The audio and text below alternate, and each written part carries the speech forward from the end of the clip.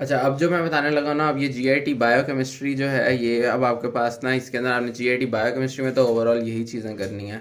लेकिन आपने इसमें से कुछ चीज़ें जो फिजियो के अंदर भी करनी है वो भी मैं साथ साथ बताता जाऊँगा। तो सबसे पहले तो आपको पता हो कि आपने जीआईटी की जो बायोकेमिस्ट्री है उसमें उसकी डाइजेशन और उसकी एब्जॉर्प्शन पढ़नी है।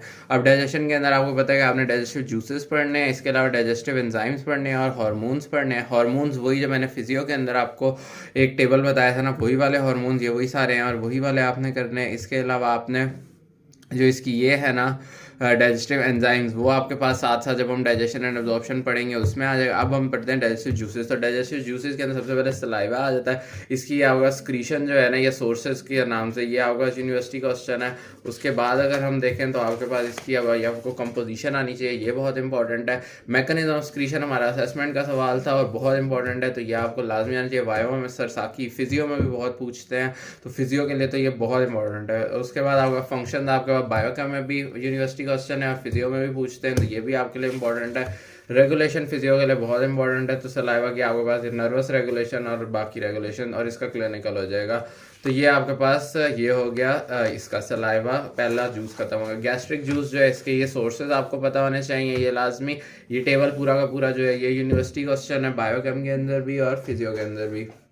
डेली स्क्रीशन की बात करें, ये यूनिवर्सिटी क्वेश्चन है, इसके कॉन्स्टिट्यूएंट्स यूनिवर्सिटी क्वेश्चन है।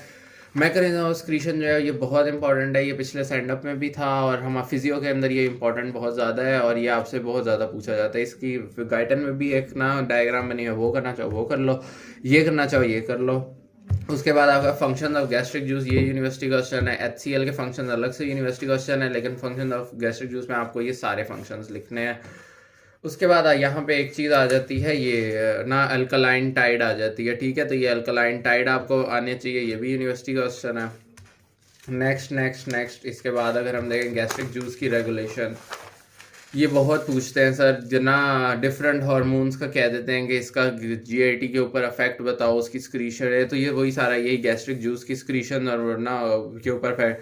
तो ये सारा का सारा आपके पास ये गैस्ट्रन हिस्टामिन रिफ्लेक्स हो गया, वेसोवेगल रिफ्लेक्स हो गया, ये सारा cephalic phase, gastric phase, intestinal phase, आपको ये सारा फेज ऑफ स्क्रीशन इसके अंदर आपको ये सारी रेगुलेशन इसकी आनी चाहिए कि किस तरह इसकी रेगुलेशन होती है। उसके बाद आपको पता हो कि कौन सी आपके पास चीज़ें जो हैं वो आपके पास ना गैस्ट्रिक स्क्रीशन को स्टिमुलेट करती हैं और कौन सी चीज़ें हैं जो कि इनहिबिट करती हैं। यही पूछते हैं सर कि कॉर्टिसोल का जीआईटी पे क्या इफेक्ट है, तो आपको पता है कॉर्टिसोल कॉर्टिकोस्टेरॉइड है, तो ऑब्वियसली जीआईटी की स्क्रीशन बढ़ा देगी, ठीक है। इसके अलावा आपके पास ना और हाइपर कैल्सीमिया हो गया तो उससे भी जीआईटी की स्क्रीशन बढ़ जाएंगी। तो इस तरह करके आपके पास सर सवाल सिनेरियोज बना रहे होते हैं, तो इसलिए ये बहुत इंपॉर्टेंट है। उसके बाद आपके पास ये वो रेगुलेशन का उन्होंने बताया कि किस तरह रेगुलेशन होती है, यानी एसिटाइलकोलिन के लिए मस्कुलिनिक 3 रिसेप्टर होता है, गैस्ट्रिन के लिए कोलिसिस्टोकाइनिन B2 रिसेप्टर होता है और ना ये हिस्टामिन के लिए H2 रिसेप्टर होता है।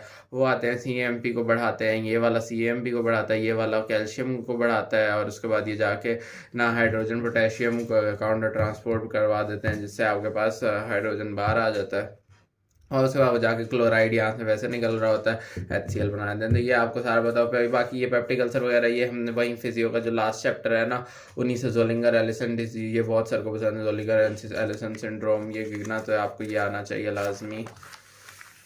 उसके बाद पेंक्रियाटिक जूस जो है ये वाला जो है, इसकी कंपोजिशन यूनिवर्सिटी क्वेश्चन है, ये कंपोजिशन आनी चाहिए। Mechanism secretion of bicarbonate very very important, ये भी है, ये भी आपको आना चाहिए। इसके अलावा आपके पास ना बायोकेम के लिए ये तो बहुत इंपॉर्टेंट है ना, ये जो पेंक्रियाटिक जूस के एंजाइम्स और उसके फंक्शन है ना, ये बहुत ज़्यादा इंपॉर्टेंट है, तो आपको ये बहुत अच्छे से आने चाहिए, सारे के सारे आपको अच्छे से आने यूनिवर्सिटी क्वेश्चन है, ठीक है। तो ये आपको लाजमी आना चाहिए। फिर इसकी रेगुलेशन जो है, इसमें ये स्क्रीटन का काम जो है ये अलग से यूनिवर्सिटी क्वेश्चन है, कोलिसिस्टोकाइनिन का काम अलग से यूनिवर्सिटी में, दोनों साथ भी आ जाते हैं और इनसे एमसीक्यूज भी बनते हैं। क्यों एमसीक्यूज बनते हैं? क्योंकि आपके पास ना ये जो स्क्रीटन है ना, ये आपके पास इंक्रीज करता है सोडियम बाइकार्बोनेट का वाटरी सोल्यूशन, उसको इंक्रीज करता है। जो कोलिसिस्टोकाइनिन है ये पेंक्रियाटिक एंजाइम्स इंक्रीज करता है, तो ये इसका काम होता है। बाकी स्क्रीटन के और भी आपको काम होते हैं, वो आप हार्मोन्स वाला टेबल पढ़ते हो उसमें ही हो जाता है। बाकी इसकी फिर ना ये इतनी खैर इंपॉर्टेंट नहीं है, ना कोई पूछता है। सिस्टिक फाइब्रोसिस आपको पता हो, सिस्टिक फाइब्रोसिस पूछ लेते हैं, वायो वगैरह में भी पूछ लेते होते हैं किस तरह होती है ये सिस्टिक फाइब्रोसिस, तो आपको इसके बारे में भी पता हो। फिर आ जाता है बाइल। अब ये बाइल जो है इसके अंदर ना आपसे बाइल का वैसे ना एक सवाल तो ये पूछा जाता है कि प्राइमरी बाइल और ना सेकेंडरी बाइल में क्या फ़र्क होता है, ठीक है, या प्राइमरी बाइल सॉल्ट और सेकेंडरी बाइल सॉल्ट्स में क्या फ़र्क होता है, तो इसका आपको पता होना चाहिए। इसके अलावा इसकी रेगुलेशन का आपको पता होना चाहिए, ये जो इसकी रेगुलेशन दी हुई है, बाकी फंक्शन ऑफ द बाइल वगैरह, बाकी इसका ना, या आप जब वो पढ़ते हो ना लिपिड मेटाबॉलिज्म, उसमें बाइल को ज़्यादा अच्छे से पढ़ लेते हो।